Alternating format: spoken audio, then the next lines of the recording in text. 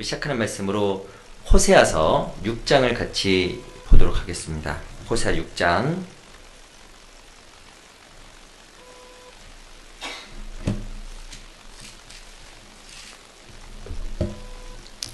호세아 6장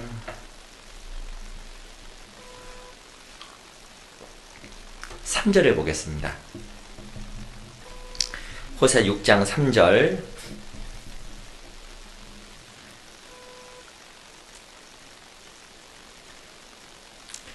제가 읽을게요.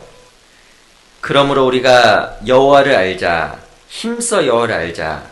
그의 나오심은 새벽빛같이 일정하니 비와 같이 땅을 적시는 늦은 비와 같이 우리에게 임하시리라 하리라.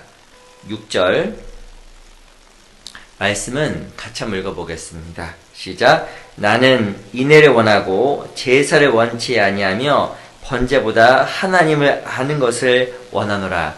네, 다시 한번 인사드리겠습니다. 안녕하세요. 우리 양옆에 앞에 계신 분 잠깐 인사하겠습니다. 인사말은 너무 반갑습니다 하겠습니다. 같이.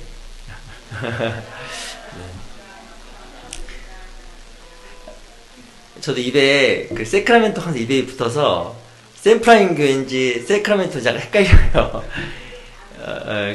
압니다. 그래서 하여튼 그 샌프란시스코 교회에 또 좋은 소식도 있더라고요. 또 새로 전도인이 오신다는 얘기도 들었습니다. 그 항상 이렇게 샌프란시스코 교회 하면 이렇게 생각이 많이 나요.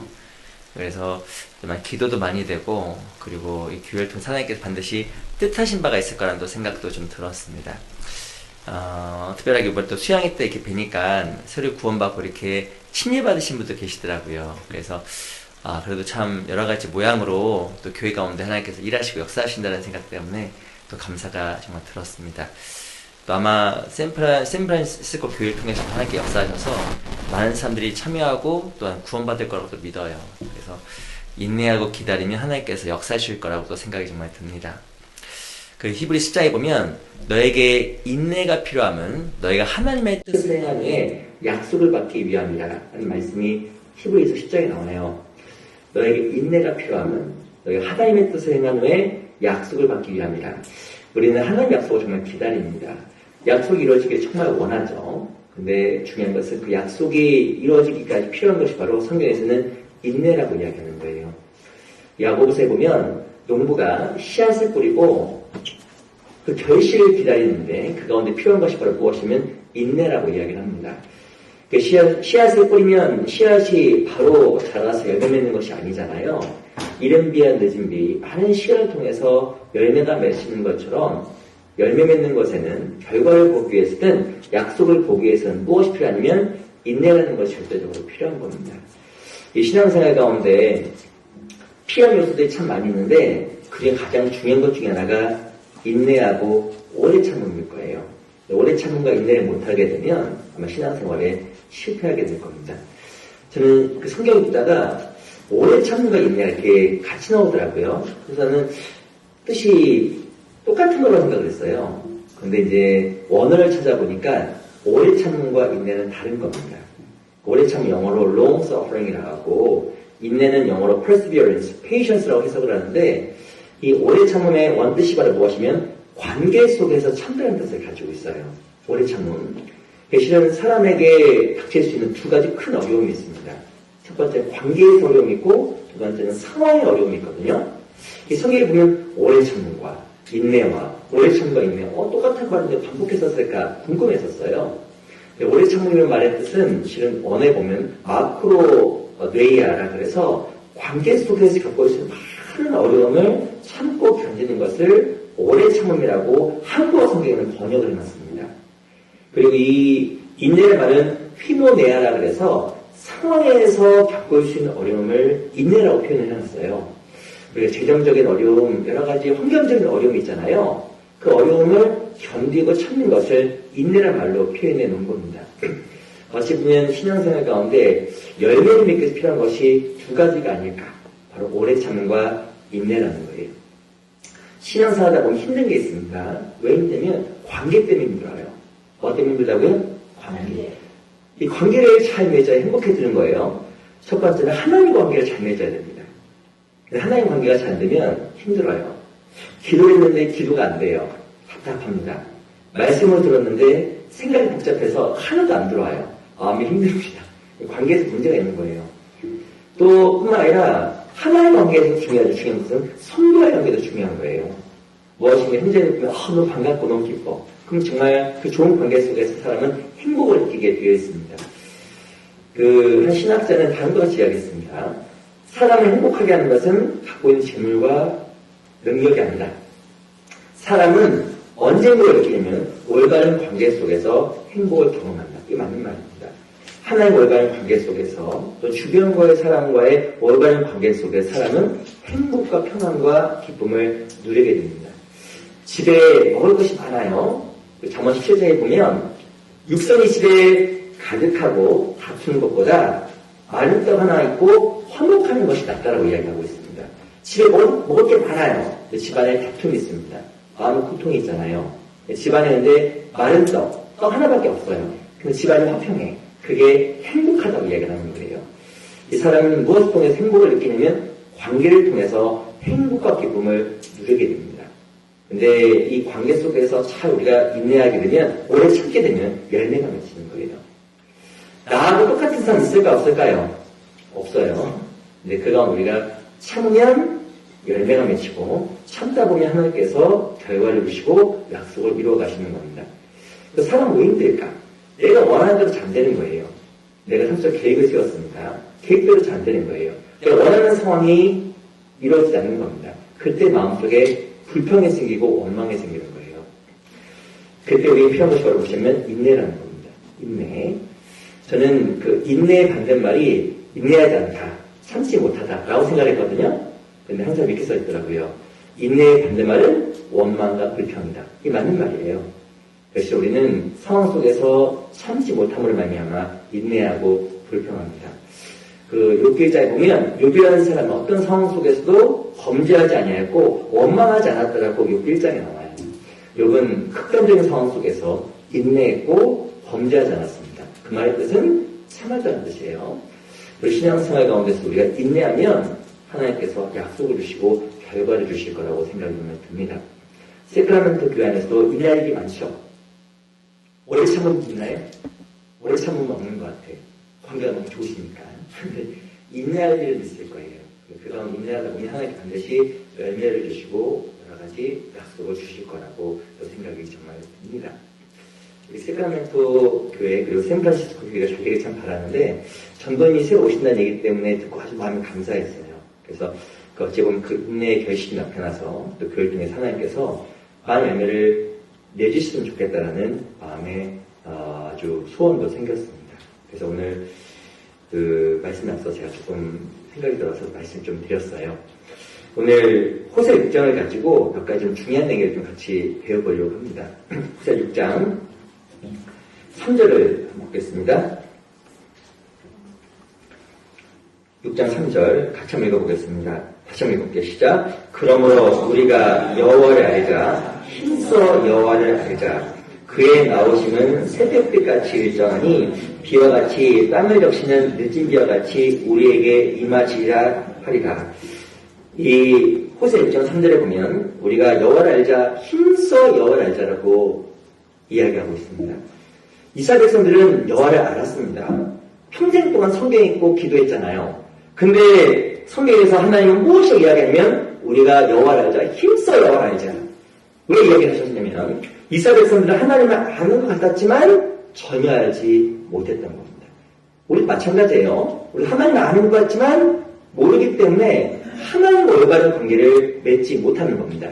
6장 1절 보세요. 1절 제가 읽어보겠습니다. 오라 우리가 여호와께로 뭐라고 했죠? 여호와께로 돌아가자.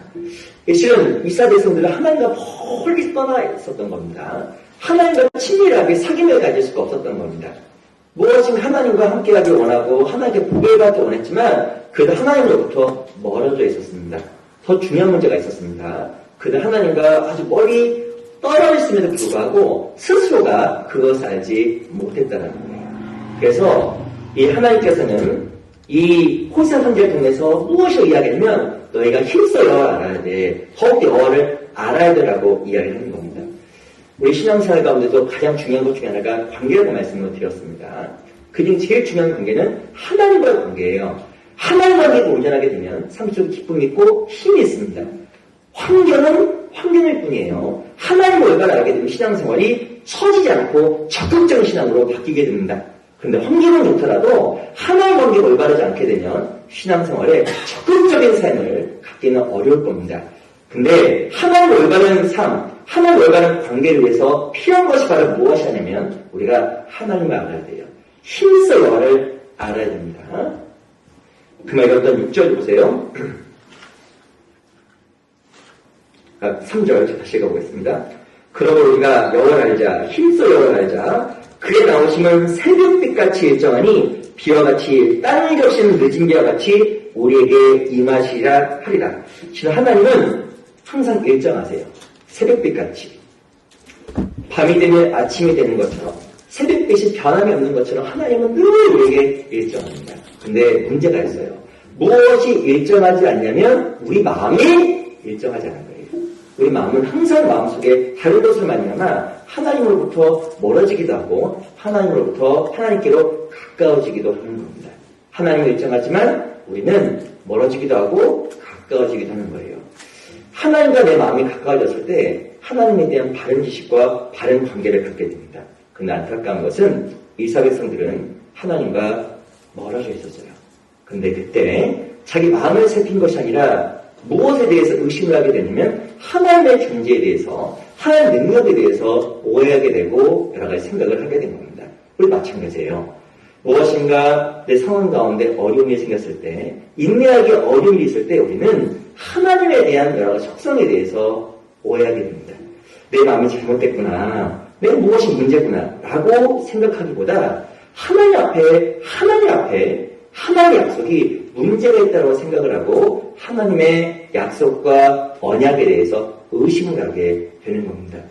우리에게도 필요해요. 우리가 여호와를 알아야 되는 거예요. 힘써 여호와를 알자. 그분은 일정하시기 때문에 그분을 정말 우리가 기억하고 알아야 된다고 이야기하는 겁니다. 우리가 알아야 될 중요한 하나님의 속성이 있어요. 우리 예레미야 9장도 보겠습니다. 예레미야 9장 23절입니다.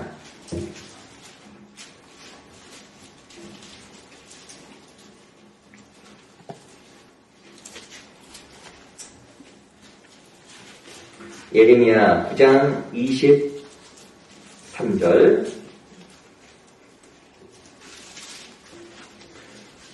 제가 한번 읽어드릴게요. 예레미야 9장 23절 여호와께서 이같이 말씀하시되 지혜로운 자는 그 지혜를 자랑치 말라. 용사는 그 용맹을 자랑치 말라. 부자는 그 부함을 자랑치 말라. 24절 같이 천천히 읽어보겠습니다. 시작. 자랑한 자는 이것으로 자랑할지니 곧 명철하여 나를 아는 것과 나 여호와는 인애와 공평과 정직을 땅에 행하는 자인 줄 깨닫는 것이라. 나는 이를 기뻐하노라. 여호와의 말이니라.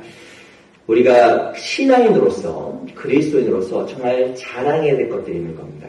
그것은 바로 하나님에 대해서 올바른 지식을 갖는 거예요. 하나님 앞에 올바른 지식을 갖게 되면 하나님이 내 자랑거리가 돼요. 근데 하나님에 대한 올바른 지식을 갖지 못하게 되면 하나님에 대한 원망이 생기고 불평이 생깁니다. 그 마음속에 혼란이 생기게 돼 있어요. 우리가 여호와를 알자, 힘써 여호와를 알자. 그의 나오심은 새벽빛같이 일정하니 하나님은 정말 변함이 없으신 동일하신 분이라는 것을 우리가 알고 또 알아야 되는 겁니다. 문제는 내 마음속에 있는 거예요. 신앙생활 가운데 하나님에 대한 올바른 지식을 갖게 되면 마음속에 평안이 있고 하나님의 올바른 지식이 있으면 내 마음이 일정하게 되고 하나님에 대한 올바른 지식이 있으면 하나님이 정말 나의 자랑이 될 겁니다. 하나님께 감사하게 될 거예요. 때로는 너무 많은 순간 우리는 안타까운 것은 하나님에 대해서 쉽게 오해하고 하나님을 알지 못한다는 겁니다. 성경은 우리가 알아야 될 하나님, 정말 우리가 온전히 배워야 될 그 하나님의 모습이 어떤 것인지 오늘 말씀을 통해서 하나씩 살펴보도록 하겠습니다. 우리가 배워야 할 하나님의 모습이 많아요. 그래서 우리가 몇 가지 대표적인 것을 알아보도록 하겠습니다. 첫 번째가 어떤 하나님일까? 창세기 17장입니다.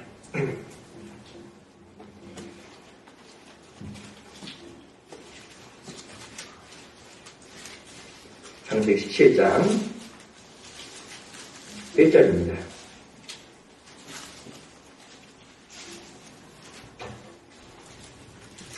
창세기 17장 1절입니다. 제가 한번 읽어드리겠습니다. 아브라함의 99세 때 여호와께서 아브라함에게 나타나서 그에게 이르시되, 같이 읽어볼까요? 시작. 나는 전능한 하나님이라 너는 내 앞에 행하여 완전하라. 이 창세기 17장 1절에서는 아브라함이 알았던 하나님이 누구인지 설명을 하고 있습니다. 아브라함은 99세 때 하나님께서 아브라함에게 나타났어요. 그래서 하나님께서 아브라함에게 이렇게 소개했습니다. 나는 전능하신 하나님이라고 소개한 거예요. 너는 내 앞에 행하여 완전하라. 하나님은 아브라함에게 어떻게 나타나시냐면 전능하신 하나님으로 나타난 겁니다. 아시겠지만 아브라함은 75세 때 하나님으로부터 약속을 받았어요. 하나님에서 나올 때 약속을 받았습니다. 내 자손이 별과 같이 많겠다. 약속을 받았어요. 75세 때. 그때 사라의 나이가 65세였습니다. 여쭤보겠습니다. 남자 나이 75세, 많은 나이예요? 적은 나이예요? 많은 나이입니다. 여자 나이 65세, 많은 나이입니까? 적은 나이입니까? 상당히 많은 나이입니다. 어찌 보면 여자가 65세 때 잉태하는 것도 쉬운 것은 아니에요. 죄송합니다. 이 생각만도 흉직스럽죠. 65세 할머니가 임신한 거예요. 이게 흉직스럽잖아요. 물론 당시에는 좀 다르긴 했지만 65세가 적은 나이가 아닐 겁니다. 그때 아브라함은 하나님께 약속을 받았어요. 그런데 안타까운 일이 벌어졌습니다. 시간이 약 25년이 지나갔어요. 상황은 점점점 어려워졌겠죠. 그래서 아브라함은 어찌 보면 하나님 말씀을 들었지만 약속을 올바르게 신뢰하지 못했던 것으로 보입니다. 내 종, 이 엘리에셀이나 내 아들이 되게 해주시옵소서 라고 이야기를 한 거예요. 그때 하나님께서 아브라함에게 나타났습니다. 나 전능한 하나님이야. 너 내 앞에 행하여 완전해라고 이야기한 겁니다. 내 앞에 행하는 게 무엇일까요? 너 네 생각대로 행하지 마. 내 생각대로 하나님 판단하지 마. 그거 불완전한 거야. 네 생각이 옳아 보이지. 너 나이 99세이기 때문에 아예 못 가질 것 같지. 불가능해 보이지. 그 불완전한 생각이야. 그거 버려. 너 내 앞에 행해서 완전해라고 이야기해 준 겁니다. 우리가 반드시 알아야 될 하나님이 있어요. 하나님 어떤 하나님이냐면 전능하신 하나님이에요.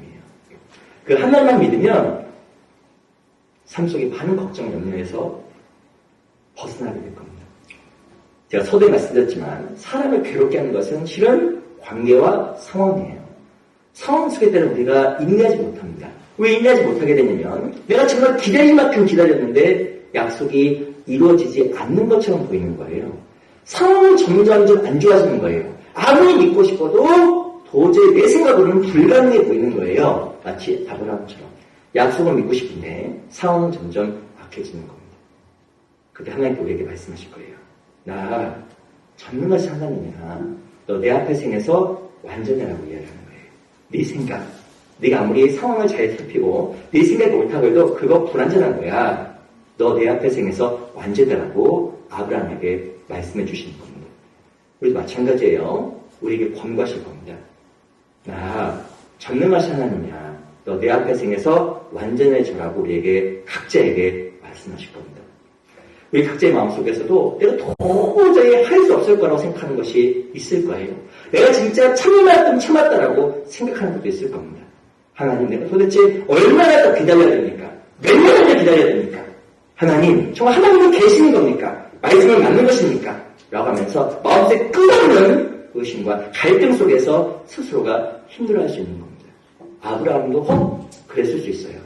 약속을 받았는데 시간 25년이나 지나갔고 상황은 점점 어려워진 겁니다. 그럼 하나님은 그때 아브라함에게 말씀하신 거예요. 나 전능한 하나님이야. 나 창조주잖아.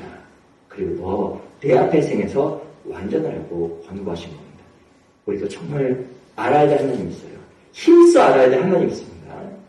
어떤 하나님이냐면 전능하신 하나님이에요. 그 우리가 마음속으로 받아들일 때 하나님께서 우리에게 참으로 보여주시는 겁니다. 우리 로마서 4장을 보겠습니다.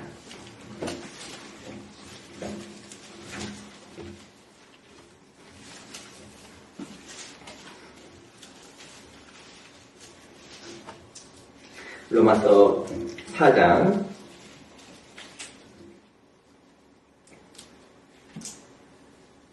18절. 로마서 4장 18절.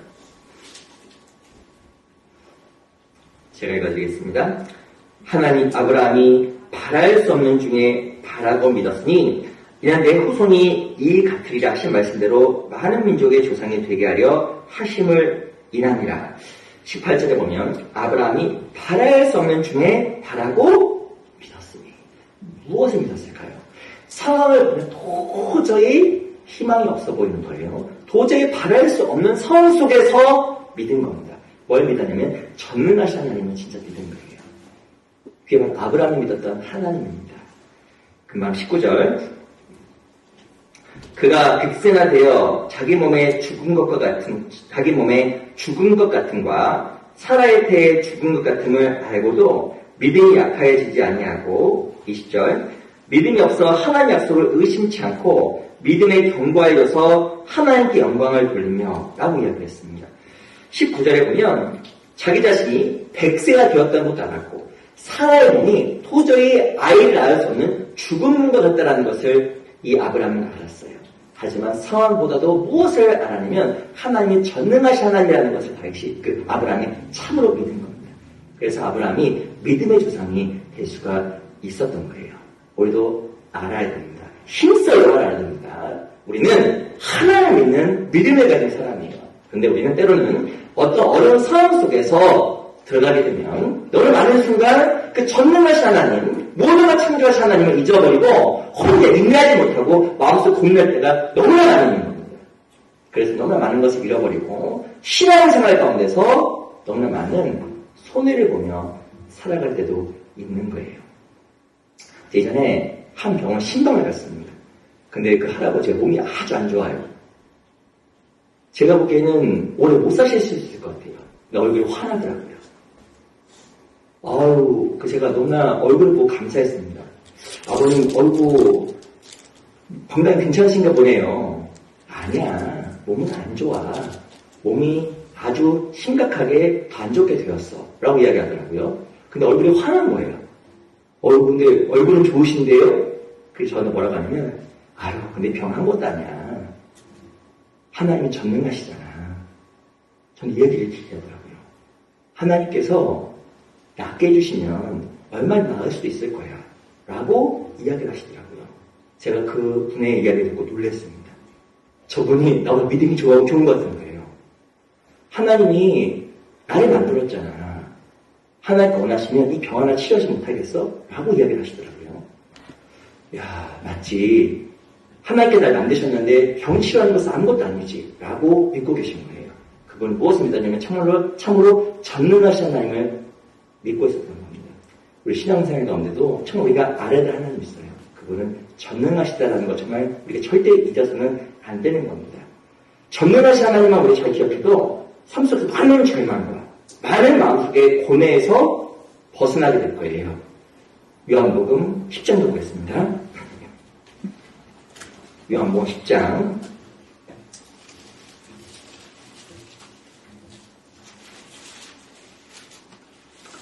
요한복음 11장 6절을 먼저 보겠습니다. 요한복음 11장 6절.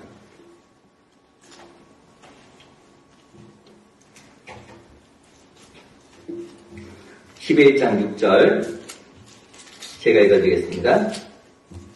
나사로가 병들어 땀을 들으시고 그 계시던 곳에 이틀을 더 유하시고, 어떤 이야기냐면 죽은 나사로를 살린 이야기입니다. 이 요한복음 11장 6절에 보면 예수님께서는 나사로가 죽을 병에 걸렸다는 걸 알았어요. 근데 예수님께서 바로 가지 않았습니다. 이틀을 더 유했어요. 왜 바로 가지 않았을까? 이유가 바로 무엇이냐면 하나님의 능력을 나타내기 위해서 고의적으로 지체하신 거예요.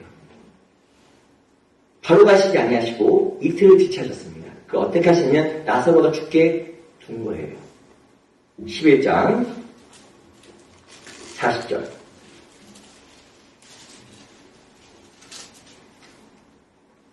11장 40절. 제가 읽어보겠습니다. 예수께서 가라사대 내 말이 내가 믿으면 하나님 영광을 보리라 하지 아니하느냐 하신대. 이 4절에 보면 하나님의 영광이라는 말이 나와 있습니다. 이 성경에 보면 영광이라는 말이 나와 있는데 영광이라는 말의 뜻이 무엇일까요? 성경에 보면 영광이라는 말이 이렇게 사전적으로 해석이 됩니다. 영광이라는 말의 뜻은 하나님의 이름이 높아지다.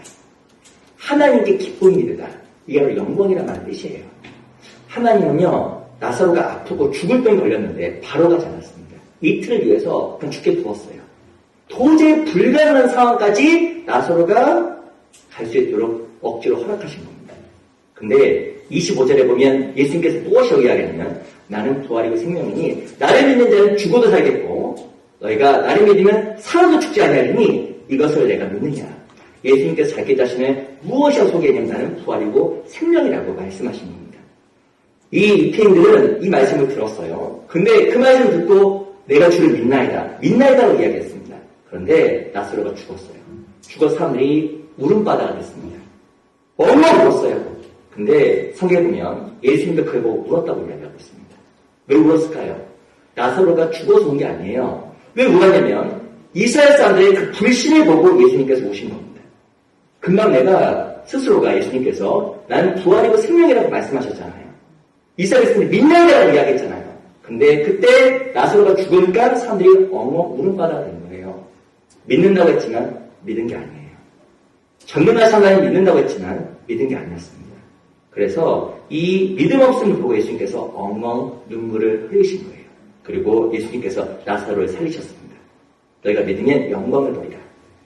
불가능한 상황 속에서 하나님은 나사로를 살리셔서 하나님의 이름이 높아지도록 만드신 거예요. 도저히 불가능한 상황 속에서 도저히 내 힘으로 할 수 없는 상황 속에서 하나님이 하셨다는 것을 사람으로 하여금 인정하도록 하기 위해서 하나님은 나사로의 죽음을 허락하신 겁니다. 신앙생활을 하다 보면 상황이 점점점 악화될 때가 있어요. 내가 정말 기도하고 있는데 기도가 응답되기는커녕 상황이 더욱더 악화될 때가 있습니다. 아브라함도 그랬잖아요. 빨리 자녀가 나와야 되는데 어찌 보면 사라가 도저히 아이를 낳을 수 없는 상황까지 아브라함이 100살 때까지 사라가 90살까지 그 상황까지 하나님은 약속을 이루지 아니하신 겁니다. 나사로도 마찬가지예요. 나사로가 병들었을 때 치료해주시면 좋은데 하나님은 나사로가 죽는 것도 허락하신 겁니다. 상황은 점점점 악화되는데 그 상황 속에서 하나님은 무엇을 나타내 보여주셨냐면 자기가 전능하신 하나님이라는 것을 보여주신 거예요. 하나님 영광을 드러내신 겁니다. 우리도 신앙생활 가운데 기도가 응답이 안 될 때가 있어요. 상황이 점점점 악화될 때가 있습니다. 그런데 좋은 거예요. 그걸 통해서 우리는 무엇을 보게 되냐면 하나님의 영광, 하나님께 정말 일하시고 역사한다는 것을 우리가 눈으로 보게 되는 겁니다. 출애굽기 3장도 보겠습니다.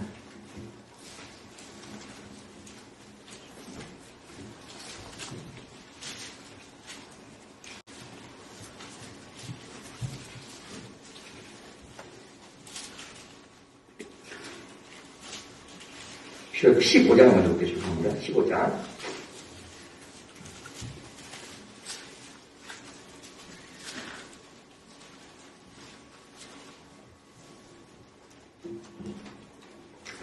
(15장) 1절 제가 읽겠습니다. 이때 모세와 이스라엘 자손이 이 노래로 여호와께 노래하니 일렀을 때 내가 여호와를 찬송하리니 그는 높고 영화로우시며 말과 그 탄자를 바다에 던지셨음이로라. 2절 같이 한번 읽어볼까요? 시작. 여호와는 나의 힘이요 노래시며 나의 구원이시로다. 그는 나의 하나님이시니 내가 그를 찬송할 것이요 내 아비의 하나님이시니 내가 그를 높이로다. 1절에 보면 그를 높고 영화로우시며 영화롭다는 말 자체도 영광이라는 말과 똑같은 거예요. 하나님은 자기 영광을 나타내셨습니다. 홍해바다 앞에서 도저히 할 수 없는 상황 속에서 하나님은 홍해를 받을 가르심으로 말미암아 자기 영광을 드러내시고 나타내신 거예요. 전능하신 하나님을 보여주신 겁니다. 우리 신앙생활 가운데 꼭 기억해야 될 것이 있어요. 권능은 하나님께 있고 하나님은 전능하시다는 거예요. 우리 그것을 삶 속에서 배워가야 됩니다. 그런데 성경에 보면 이 하나님의 전능하심을 무시함으로 말미암아 저주받은 사람들이 여러 명 나와요. 그중 대표적인 사람이 아사라는 왕입니다. 아사. 들어보셨어요?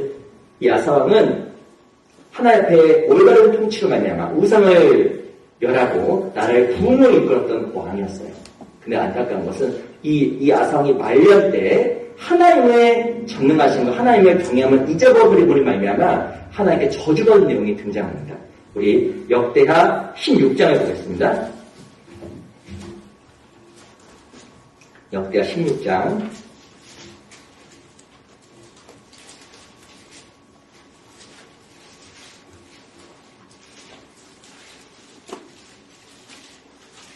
역대하 16장 11절입니다.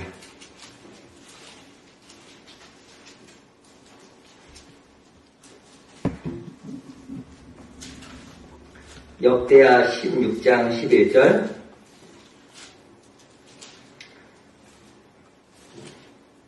제가 읽어볼게요. 아사가 왕이 된 지 39년에 16장 12절입니다. 아사가 왕이 된 지 39년에 그 발이 병들어 심히 중하나 병이 있을 때 저가 여호와께 구하지 아니하고 의원들에게 구하더라. 이게 아사가 범했던 결정적인 실수였습니다.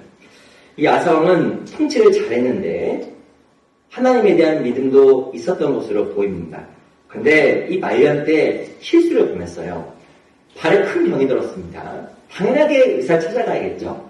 그런데 의사에게 찾아가기 앞서서 필요한 것이 바로 무엇이냐면 하나님께 기도하고 전능하신 하나님을 의지하는 거였습니다. 그런데 이 아사왕이 하나님 가기 전에 누구에게 먼저 가냐면 의원에게 먼저 갔어요. 바로 인간적인 생각이 앞섰고 하나님을 의지하지 못했던 겁니다. 그 결과 아사가 죽게 되고 불행한 추후를 맞이하게 되는 거예요. 우리 신앙생활 마찬가지입니다. 우리 반드시 기억해야 될 하나님이 있어요. 바로 전능하신 분이에요. 사람에게 의지할 것이 아니라 상황을 택할 것이 아니라 상황을 원망할 것이 아니라 필요한 것이 무엇이냐면 하나님께 전능하시다라는 걸 생각할 때 우리가 묵묵히 잠잠히 인내하면서 기다릴 수가 있는 겁니다. 관계에서도 마찬가지예요. 상황 가운데도 마찬가지입니다. 어떤 사람 관계가 불편해졌어요. 어려움이 있습니다. 그리고 관계로 말미암아 고통을 받을 수가 있어요. 근데 더 중요한 것은 하나님이 전능하시다는 걸 알아야 되는 거예요. 여쭤보겠습니다. 어떤 사람은 나 불편해요. 쉽게 이야기하면 내가 어떤 남편과 아내와 살고 있습니다. 어찌 보면 결혼하고 나서 우리는 남편을 바꿔보려고 아내를 바꿔보려고 평생을 노력합니다. 남편과 아내가 바뀝니까 안 바뀝니까? 잘하시네요. 경험적으로 터득하게 되어 있어요. 자녀를 바꿔보려고 평생 잔소리했어요. 자녀가 바뀔까 안 바뀔까요? 잘 안 바뀝니다. 나하고 잘 안 맞는 직장 상사가 있습니다. 야, 직장 상사를 바꿔보려고 이것저것 다 해봤어요. 바뀌어 안 바뀌어요? 안 바뀌어요. 근데 누가 그 사람을 바꿔놓을까요? 하나님이 바꿔놓는 거예요. 잠언 21장 보겠습니다. 잠언 21장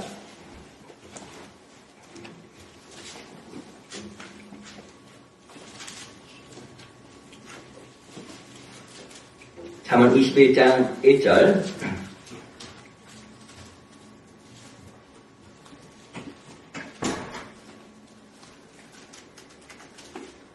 잠언 21장 1절입니다. 같이 한번 읽어볼까요? 시작. 왕의 마음이 여호와의 손에 있으니 마치 보의 물과 같아서 그가 임의로 인도하십니다. 왕의 마음이 누구에 있냐면 여호와의 손에 있는 거예요. 이 세상 왕이 가장 높잖아요. 근데 왕의 마음도 여호와의 손에 있는 겁니다. 그래서 사람이 어떤 사람과의 문제가 생겼을 때 사람에게 도움을 구하고 해결하기보다도 먼저 주님께 나아가 기도할 때 하나님께 그 마음도 바꿔주시는 거예요. 상황도 하나님께 속했고 사람의 마음도 하나님께 속한 겁니다. 하나님의 전지전능하시다는 것을 알게 되면 우리는 많은 고뇌와 많은 염려에서 벗어나게 되고 인내하고 오래 참을 수 있는 힘도 하나님이 주실 거예요. 그런데 하나님이 전능하다는 걸 알지 못하게 되면 마음이 조급해져요. 그리고 여러 가지 사람의 꾀와 방법을 동원하게 됩니다. 그래서 많은 하나님으로부터의 축복을 잃어버리게 될 거예요. 우리가 알아야 될 하나님의 첫 번째 모습은 바로 전능하신 하나님이에요. 아브라함이 나타났던 그 하나님 우리도 배워야 되는 겁니다. 어려운 상황 속에서, 힘겨운 상황 속에서 늘 기억해야 되는 것은 하나님은 전능하시다. 시편에 보면 다윗이 다음과 같이 고백하잖아요. 내 시대가 주의 손에 있사오니. 다윗은 알았어요. 하나님 전능하시고 내 모든 삶이 하나님의 손에 있다는 것을 알았기 때문에 어떤 상황 속에서도 인내하고 참을 수 있었던 겁니다. 우리도 아브라함의 신앙, 다윗의 신앙을 배웠으면 좋겠어요. 우리가 반드시 기억해야 될 하나님이 있습니다. 어떤 하나님입니까? 요한복음 21장을 보겠습니다.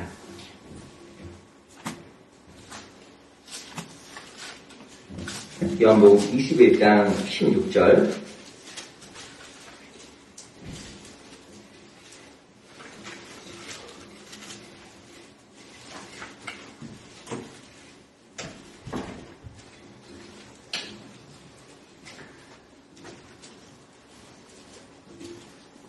15절부터 제가 보겠습니다. 20장 15절. 제가 읽어드릴게요. 저희가 조반 먹은 후에 예수께서 시몬 베드로에게 이르시되 요한의 아들 시몬아 내가 이 사람들보다 나를 더 사랑하느냐 하시니 가로되 주여 그러하이다.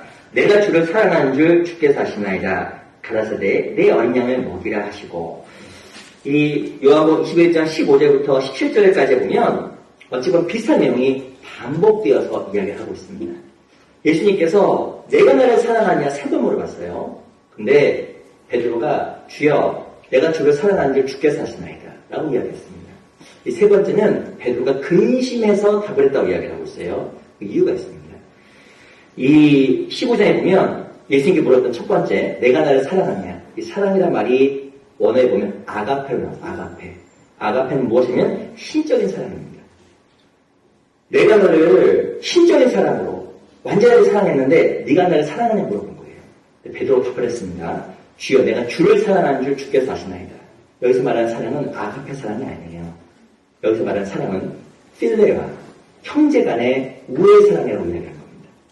이 질문은 무엇이냐면 내가 나를 사랑하느냐 내가 너를 목숨을 주어서 완벽하게 사랑했는데 너도 나를 그렇게 사랑할 수 있느냐? 라고 물어본 거예요. 베드로가 이야기하는 겁니다. 주님, 저는 그렇게 사랑 못합니다. 제가 주를 사랑하시는 것은 형제간에 나누시는 그 사랑 정도밖에 안 됩니다. 라고 답을 한 거예요. 예수님 또 물어봤어요. 네가 나를 사랑하느냐? 내가 아가페입니다. 내가 너를 목숨을 버리는 전적인 사랑으로 사랑했는데 네가 나를 사랑할 수 있느냐? 주님, 제가 아무리 생각해봤는데 저는 주님을 필레가 형제간의 사랑만큼 사랑할 수밖에 없습니다. 라고 대답을 한 거예요. 세 번째, 내가 나를 사랑하느냐? 이때 세 번째 사랑의 그 사랑은 아가페가 아니에요. 필레아입니다. 그래, 그럼 네가 나를 형제를 사랑할 만큼 사랑할 수 있겠니? 라고 물어본 거예요. 그래서 베드로가 근심해서 답을 한 겁니다. 주님, 내가 주를 사랑하는 줄 주께서 아시나이다.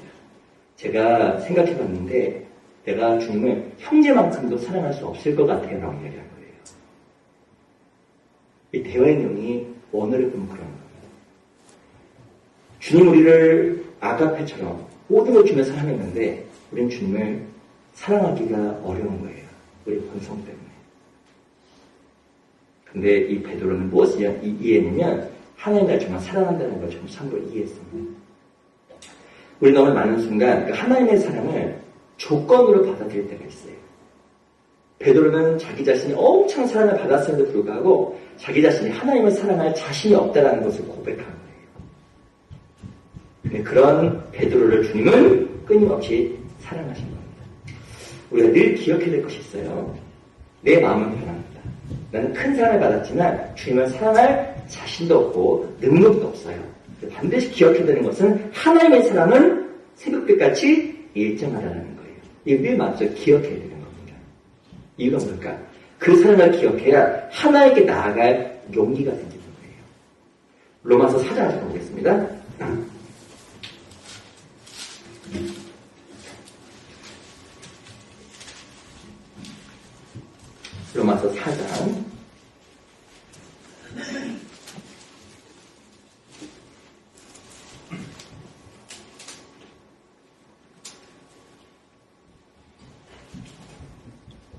로마서 4장 4절입니다. 로마서 4장 4절 말씀은 천천히 같이 읽어보겠습니다. 시작. 일하는 자에게는 그 삭슬 은혜로 여기지 아니하고 빛으로 여기거니와. 여기 아주 중요한 용어 두 개가 등장해요. 반드시 알아야 될 용어 두 가지가 등장합니다. 첫 번째는 삭시고 두 번째는 은혜입니다. 삭시 무엇일까요? 삭스는 일에서 받는 거예요.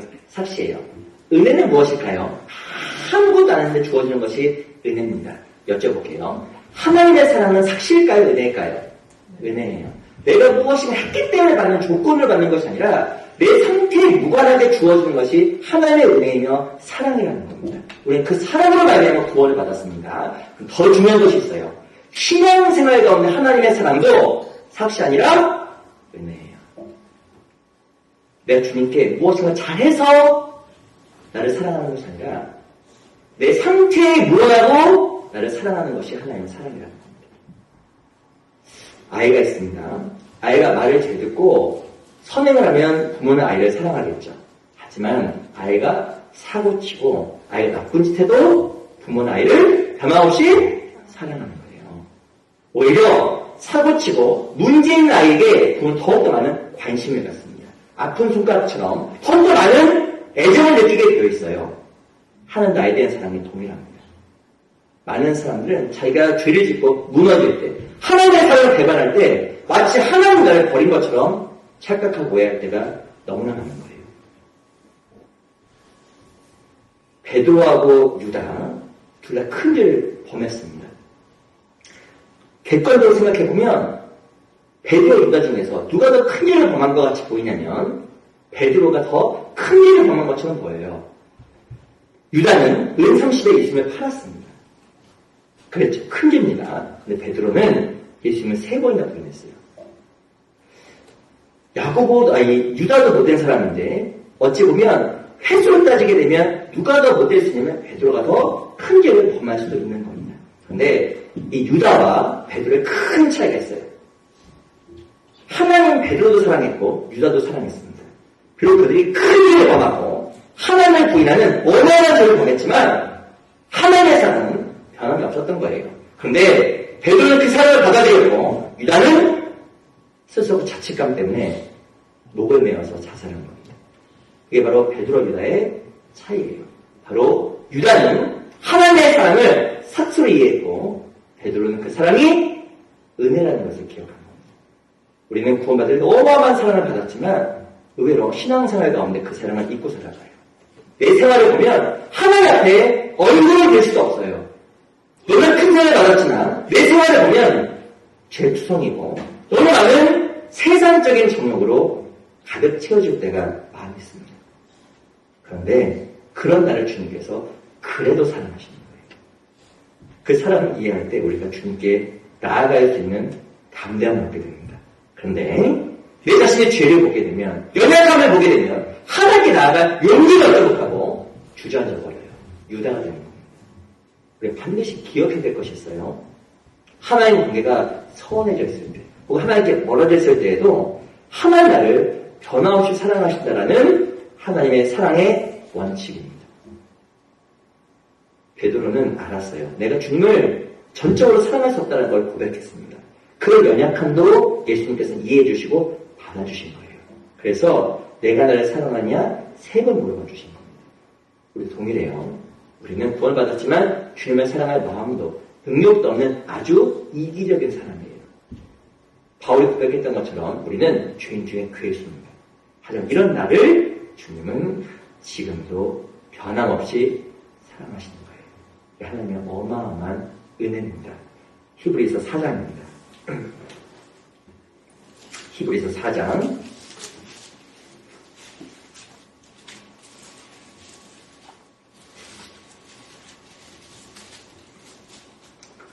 히브리서 4장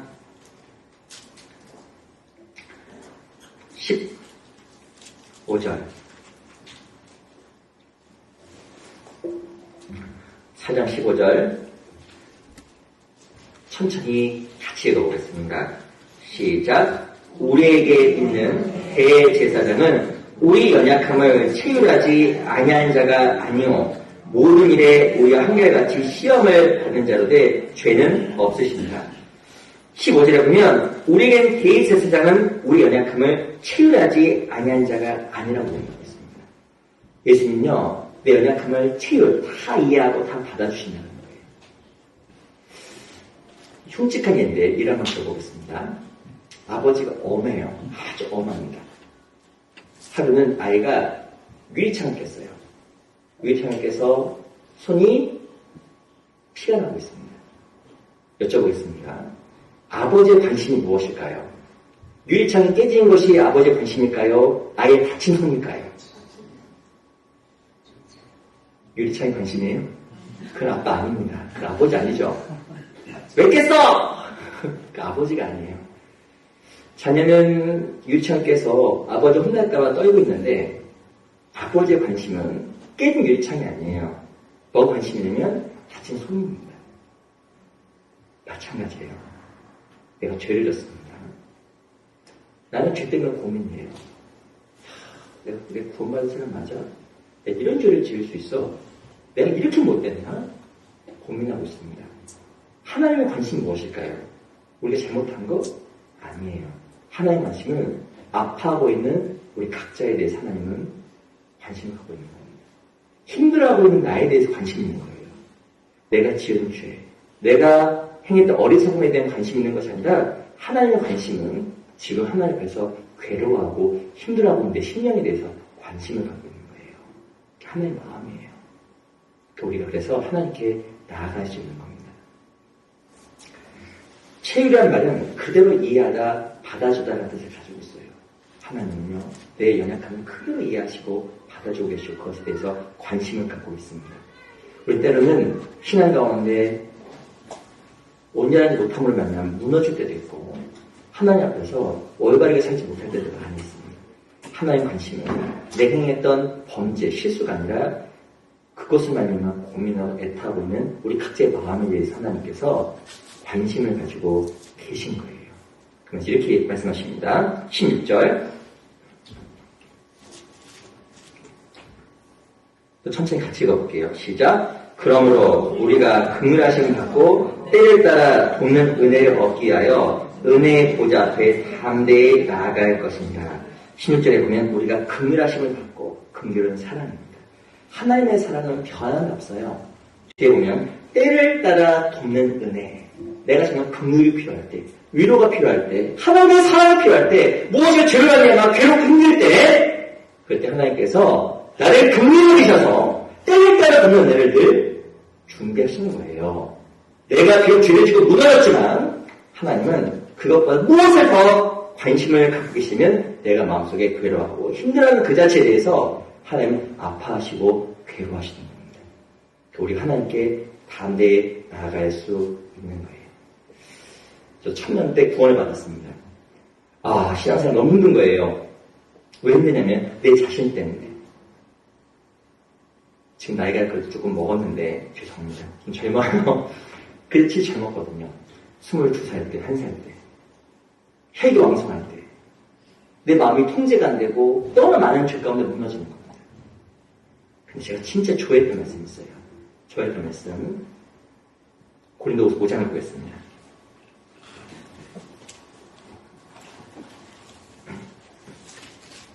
고린도후서 5장 17절.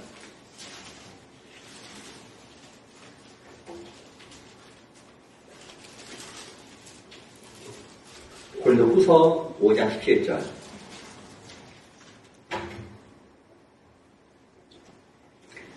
천천히 같이 읽어보겠습니다. 시작. 그런즉 누구든지 그리스도 안에 있으면 새로운 피조물이라. 이전 것은 지나갔으니 보라 새 것이 되었도다. 보라 새 것이 되었도다. 너무 힘이 되는 거예요. 누구든지 그리스도 안에 있으면 새로운 피조물이라. 이전 것은 지나갔으니 보라 새 것이 되었도다. 물론 구원받은 우리는 이전 것이 지나갔죠. 우리는 새 것이 된 겁니다. 그런데 놀라운 것은 이 말은 현재형이에요. 이전 것은 지나갔으니 어제도 지나간 겁니다. 엊그제도 지나간 거예요. 지금 이전의 것은 다 과거고 이전 것입니다. 이전 것은 지나갔고 새 것이 되었도다. 하나님 보시에 나는 늘 새 것이에요. 하나님 내 과거를 기억하지 않아요. 내가 잘못한 거 내가 실수한 거, 내 마음은 기억하지만 기억하지 않는 겁니다. 왜냐하면 하나님께 약속하셨기 때문에 그래요. 히브리 10장에 보면 저희 죄와 불법을 다시 기억지, 내가 저희 불법을 다시 기억지 아니하게 하셨으니 이것을 사하셨은즉 다시 죄를 위하여 제사 드릴 것이 없느니라. 하나님께서 내 죄와 불법을 다시 기억지 않는다라고 약속하셨잖아요. 십자가뿐만 아니라 지금도 내가 범한 죄에 대해서 하나님은 기억하지 않는다라고 말씀하시는 겁니다. 어제 죄를 졌어도 이전 것이에요. 하나님 기억지 않아요. 혹은 엊그제 죄를 졌습니다. 스스로가 진짜 유다처럼 목말다가 죽고 싶은 충동이 올라올 수도 있어요. 하지만 그렇게 큰 죄를 졌어도 하나님은 이전 것은 지나갔으니 새 것이 되었다. 그리고 너의 죄와 불법을 다시 기억지 않는다라고 지금도 선포하시는 거예요. 신앙생활은 복이에요. 왜? 매일매일 우리는 새로운 거예요. 하루를 주시니 진짜 감사한 거예요. 어제 정말 하나님 부인하면서 죄를 짓고 살아갔는데 오늘 왜 또 다른 하루를 하나님 주신 거예요. 이전 것은 지나간 겁니다. 또 기회를 주시는 거예요. 오늘 또 죄를 질 수 있지만 괜찮아요. 왜? 내일 새로운 날이 또 주어지는 겁니다. 왜 하나님이 사랑이실까? 하나님은 기회가 무한정이에요. 내 우리를 새 것으로 봐주세요. 나는 내 죄 때문에 괴롭고 내 부족함 때문에 괴로운데 하나님은 나를 늘 새 것으로 봐주시는 겁니다. 그 신앙생활 우리가 용기를 얻어서 늘 하나님 앞에 새로운 마음으로 시작할 수 있는 거예요. 어제 내가 부족했다고 하면 오늘 나는 새 것입니다. 하나님이 내 과거를 기억지 않아요. 빌립보서 3장. 빌립보서 3장.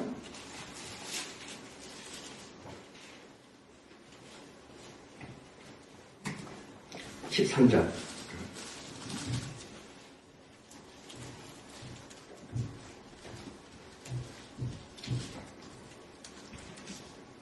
제가 읽어보겠습니다. 형제들아, 나는 아직 내가 잡은 줄로 여기지 아니하고 오직 한 일, 즉 뒤에 있는 것을 잊어버리고 앞에 있는 것을 잡으려고. 14절 같이 읽겠습니다. 시작. 표대를 향하여 그리스도 예수 안에서 하나님이 위에서 부르신 부름의 상을 위하여 쫓아가노라. 13절에 보면 오직 한 일, 즉 뒤에 있는 것을 잊어버리고. 이 바울은 하나님이 원하는 모습, 하나님의 사랑이 무엇인지 알았습니다. 이 바울은 아시겠지만 그리스도를 죽였잖아요. 핍박자였습니다. 그런데 바울이 과거에 얽매였다고 하면 바울이 될 수가 없었을 거예요. 바울은 하나님 앞에서 큰 범죄를 행했습니다. 그런데 바울이 무엇이 얘기하면 나는 아직 잡은 줄로 여기지 아니하고 오직 한 일, 즉 뒤에 있는 것을 잊어버리고, 물론 자기가 했던 업적도 잃어버렸지만 자기가 범했던 과오도 잊어버릴 수 있는 사람이 바울이었던 거예요. 잊어버리고. 왜냐면 하나님이 나를 새 것으로 보시니까. 신앙생활 가운데 과거에 매이게 되면 절대 달려갈 수가 없어요. 난 패배자야. 난 너무나 많은 죄를 범했어. 나는 도저히 안 돼. 누가 그랬냐면 유다가 그런 거예요. 그 과거에 매였기 때문에 유다는 하나님께 쓰임받을 수가 없었던 겁니다. 베드로는 주를 3번이나 부인하는 큰 죄를 범했지만 뒤에 있는 것을 잊어버리고 나아갈 수 있는 믿음을 가진 거예요. 유다와 베드로, 누가 하나님을 올바로 아는 사람이었을까? 유다예요, 베드로예요? 베드로입니다. 베드로예요. 우리도 알아야 돼요. 힘써 여호와를 알아야 됩니다. 바로 하나님은, 예수님은 사랑의 하나님이라는 것을 알아야 돼요. 내가 비록 부족하고 연약하고 넘어져도 하나님은 날 변함없이 사랑하는구나. 새벽빛같이 일정하구나. 그걸 기억할 때 무너진 자리에서 일어서서 새로운 마음으로 새로운 신앙을 시작할 수가 있는 겁니다. 내가 무너진 그곳에서도 잊지 않냐고 일어설 수 있어요. 그래서 하나님 앞에 감사함으로 나아갈 수 있는 겁니다.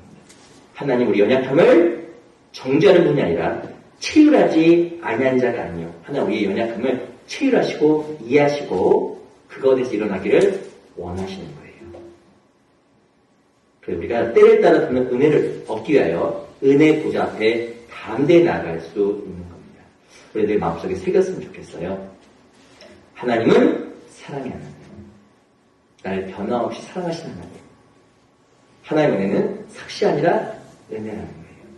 내 상태에 무관하게 나의 변화없이 사랑하시는 그 사랑을 이해할 때 내 하나님께 나아갈 수 있는 힘을 얻을 수가 있을 겁니다. 우리 창세기 50장을 먼저 보겠습니다. 창세기 50장.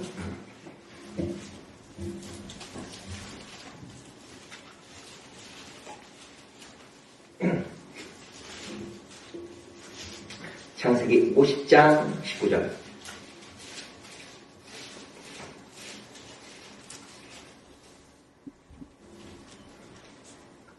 (50장) 19절 20절 말씀을 제가 읽어드리겠습니다. 제가 읽겠습니다. 요셉이 그들에게 이르되 두려워 마소서 내가 하나님을 대신하리이까? 20절 같이 읽어보겠습니다. 시작. 당신들은 나를 헤아려 했으나 하나님은 그것을 선으로 바꾸사 오늘과 같이 만민의 생명을 구원하게 하시려 하셨나니. 이 요셉이 기억했던 하나님이 있습니다. 반드시 기억해야 될 하나님이 있어요. 알아야 될 하나님이 있습니다. 어떤 하나님입니까? 하나님은요, 보상의 하나님이에요. 무슨 하나님이라고요? 보상. 하나님 철저하게 보상합니다. 하나님의 계산법은요, 철저해요. 이 세상에서 누군가가 더 잘해 보이고 누군가가 더 못해 보일 수 있지만 하나님의 계산법은 철저합니다. 이 요셉이라는 사람은 믿었어요. 내가 하나님을 대신하리니까. 당신 나를 팔려고 했지만 하나님 그 모든 것을 선으로 바꾸사라고 이야기했습니다. 요셉의 삶은 세상으로 보이면 무엇인가 억울하게 고난받는 삶, 무엇인가 하나님 앞에 저주받은 삶처럼 보일 수 있잖아요. 17살 때 자기 고향을 떠나게 되었습니다. 억울하게 보디발의 집에 들어가서 11년을 봉사하게 돼요. 그리고 그것도 또 억울하게 누명을 씌워서 감옥에서 2년을 있게 됩니다. 13년 동안 요셉의 삶 속에는 너무나 억울한 그 자체였어요. 너무 억울한 거예요. 근데 요셉은 믿었습니다. 하나님 정말 반드시 보상할 것을 믿은 거예요. 그래서 요셉이 인내하고 견딜 수가 있었던 겁니다. 하나님께서 요셉에게 보상해 주셨잖아요. 애굽이라는 나라에 총리가 되게 하는 도저히 불가능한 상황을 만들어서 요셉에게 철저하게 보상하신 겁니다. 마찬가지 우리도 뭐 인내하시면 하나님 반드시 보상하기 때문에 그런 거예요. 우리 관계 속에서 억울한 일이 있습니다. 원수를 갚아야 될까요? 참아야 될까요? 팔 걷어붙이면 싸워요? 안 됩니다. 로마서 12장.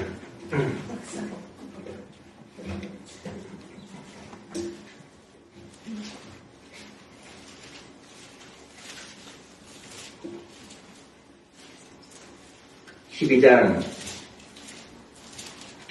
18절.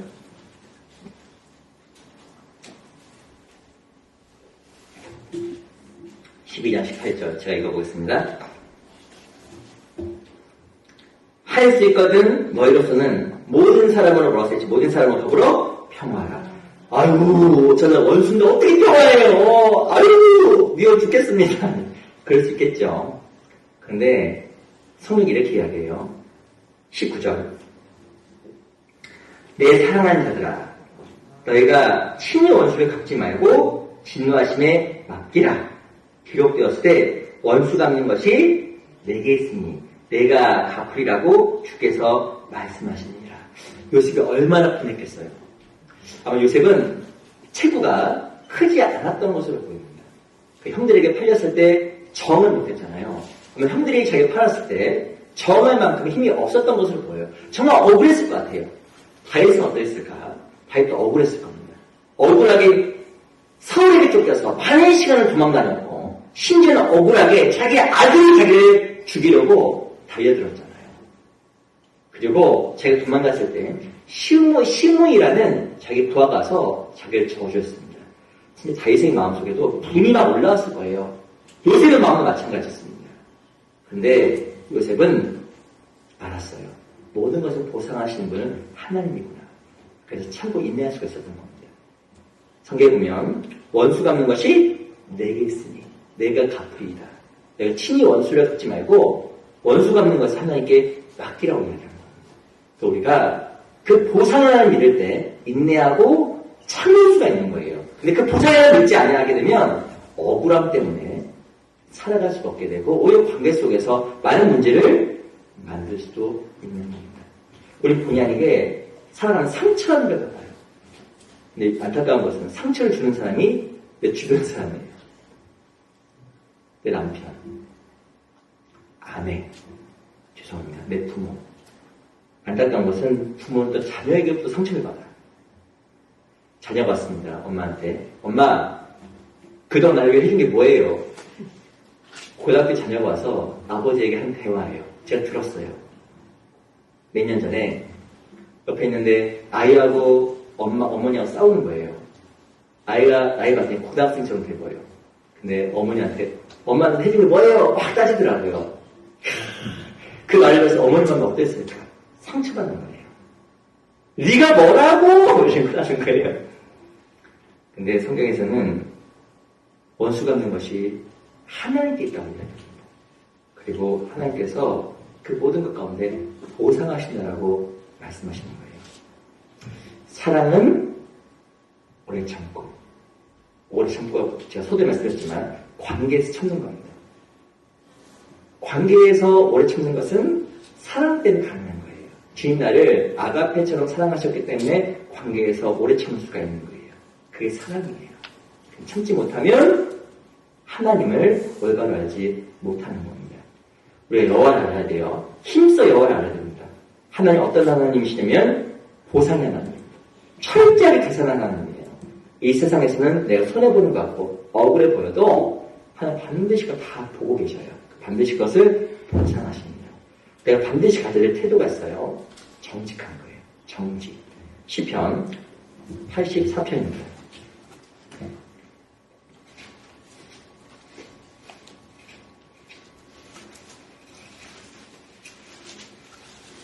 84편 11절.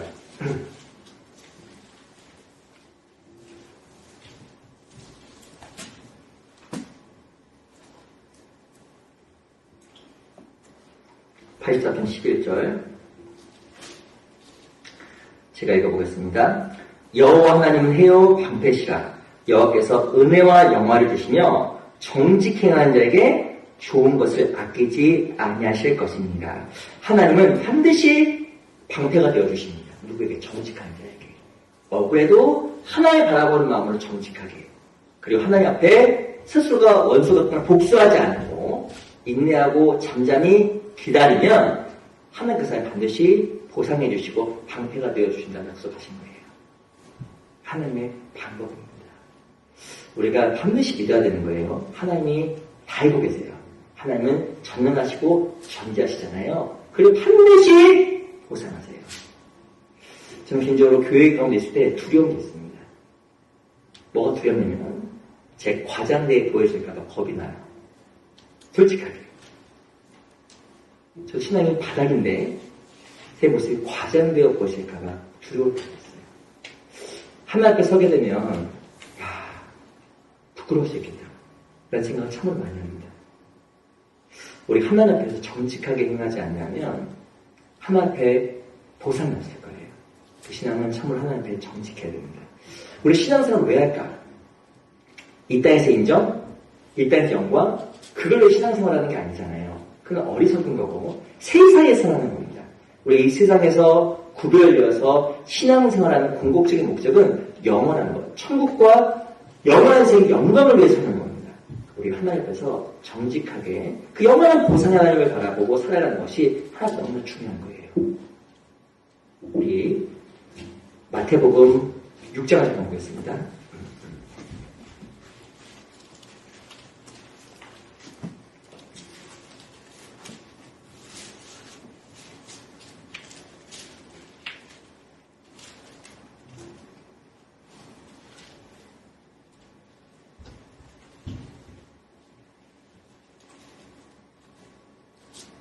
(6장 1절)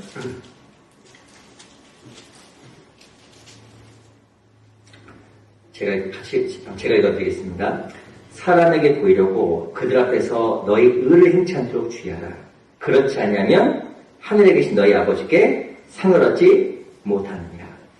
신앙생활에서 조심해야 될 것들이 사람에게 보이려고 외식하는 거라고 경고하는 거예요. 신앙생활은 정직해야 됩니다.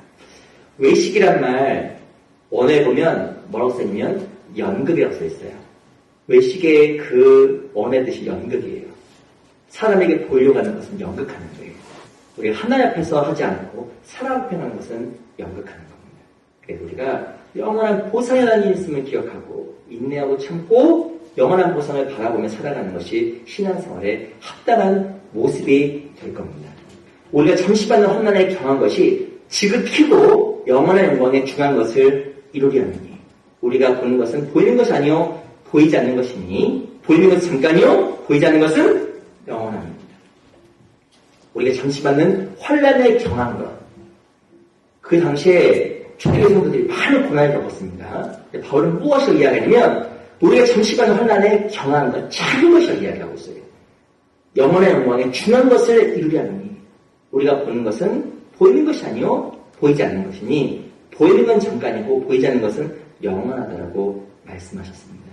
그래서 우리 하나님 앞에서 영원한 상급을 위해서 영광을 위해서 보상의 하나님을 위해서 우리가 인내하고 참고 특히 신앙생활 가운데 사람 앞에 생각하는 것이 아니라 주님 앞에 생각하고 정직하게 행할 때 영원한 상급을 놓치지 아니하고 부끄럽지 않은 신앙생활이 될 수 있을 거라고 생각이 정말 들어요. 로마서 8장을 보겠습니다. 로마서 8장.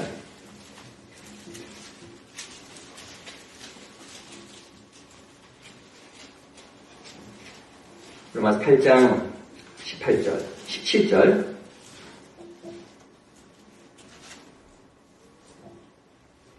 제가 읽어보겠습니다. 자녀이면 또한 후사, 곧 하나님의 후사요. 그리스도 함께 후사니 우리가 그와 함께 영광을 얻기 위하여 고난도 함께 받아야 될 것입니다. 17절에 보면 영광을 얻기 위해서 무엇도 필요하다 이야기하면 고난도 받는다고 이야기하고 있습니다. 고난 없으면 영광도 없어요. 18절 같이 읽어볼까요? 시작. 생각건대 현재의 고난은 장차 우리에게 나타날 영광과 좋게 비교할 수 없도다. 이 바울이 무엇이라고 생각했냐면 생각해보고 또 생각해보았더니 현재의 고난은 장차 우리에게 나타날 영원한 영광과 다른 여건에 보면 비교할 가치조차 없다고 이야기하고 있습니다. 비교 상대가 안 되는 거예요. 아시는 바울은 얼마나 고난을 겪었습니다. 큰 고난을 겪고 많은 환난을 겪고 억울한 상황 속에 놓이게 되었지만 현재의 고난은 장차 우리에게 나타날 영원한 영광과 비교할 가치조차 없다라고 이야기하는 거예요. 여쭤보겠습니다. 애굽은 구원받기 전의 모습을 이야기합니다. 구원받은 후 신앙생활은 광야 생활이잖아요. 여쭤보겠습니다. 애굽에서 고난이 있었을까요? 없었을까요? 있었죠. 광야 생활에도 고난이 있을까요? 없을까요? 있었죠. 근데 가치가 다른 거예요. 과거에 우리는 구원받기 전에 애굽에 살아왔습니다. 애굽의 삶은 종으로 평생 고생하다가 무의미하게 죽는 것이 애굽의 삶이에요. 그런데 신앙생활은 광야생활. 광야에도 어려움이 있어요. 이때도 있고 정갈도 있고 많은 어려움이 있습니다. 이 광야생활 하는 가운데 걸어다니는 게 쉬운 게 아니에요. 신앙생활은 출애굽의 광야생활인데 신앙생활 때 편하지 않습니다. 하지만 애굽의 생활과 광야생활은 아예 달라요. 애굽은 소망이 없이 죽어가는 삶입니다. 소망이 없어요. 종을 살다가 죽는 거예요. 하지만 광야는 걸어가는 것이 힘들고 어렵지만 무엇이냐면 소망이 있고 가나안 땅이라는 분명한 목적지가 있는 거예요. 아예 다른 겁니다. 가치가 달라요. 우리 이번에 수양회 때 친일을 받았는데 고린도전서 10장에 보면 홍해바다 통과한 것을 침례에 묘사했습니다. 고린도전서 10장 잠깐 볼게요. 고린도전서 10장. 고린도전서 10장.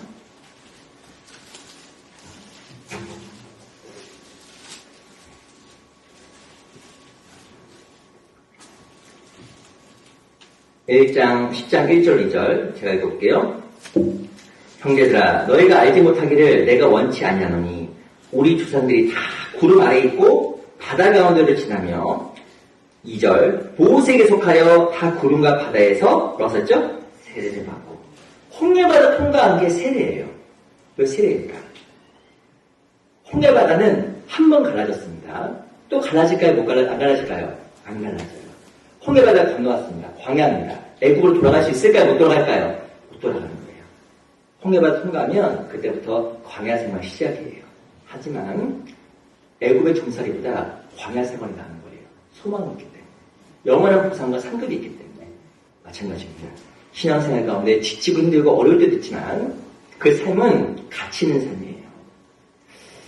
신앙생활 하는 사람도 힘들고 구원받지 않는 사람도 똑같이 고생합니다.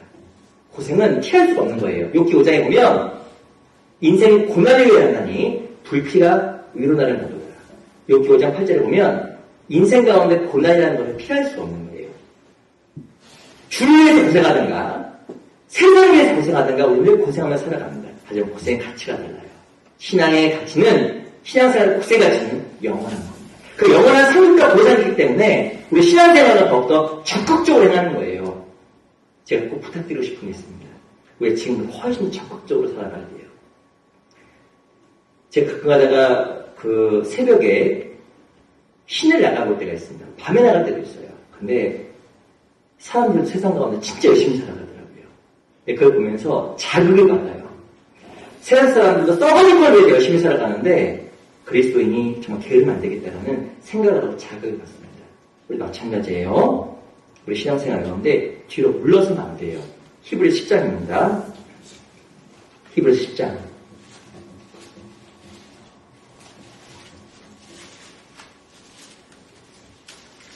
히브리서 10장 36절.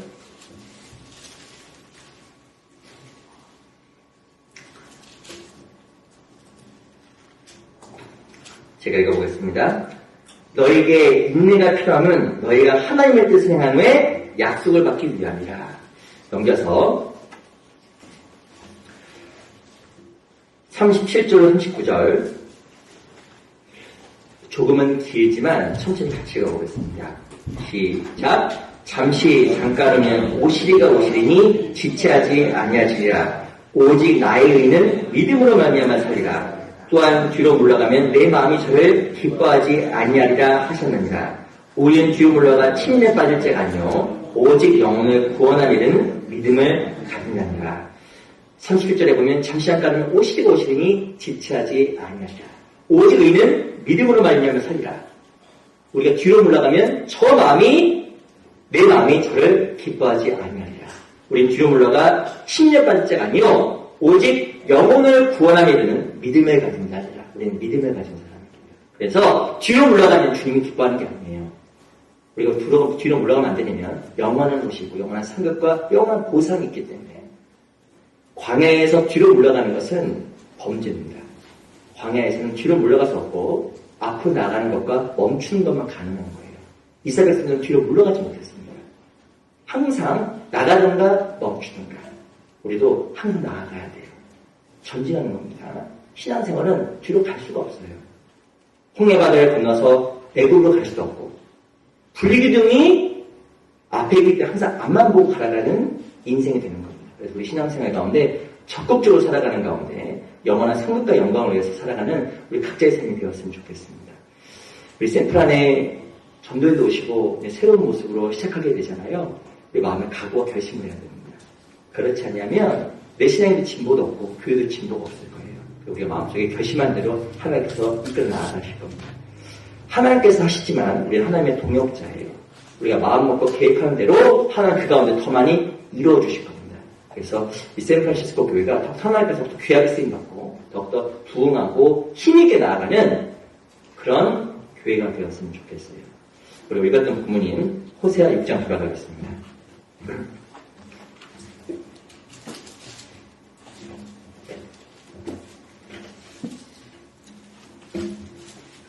호세아 6장 3절.